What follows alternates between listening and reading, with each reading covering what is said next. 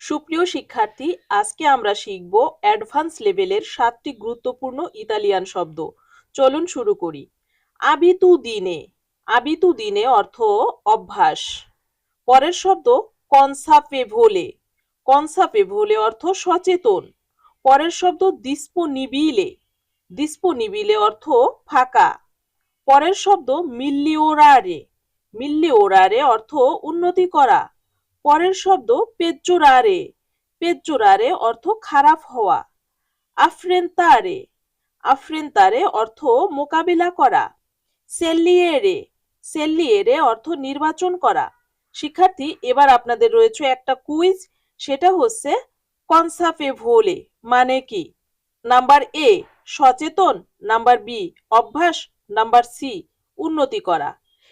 এই কনসেপেভোলে মানে কি এর উত্তরটি আপনারা কমেন্টে অবশ্যই লিখে জানাবেন।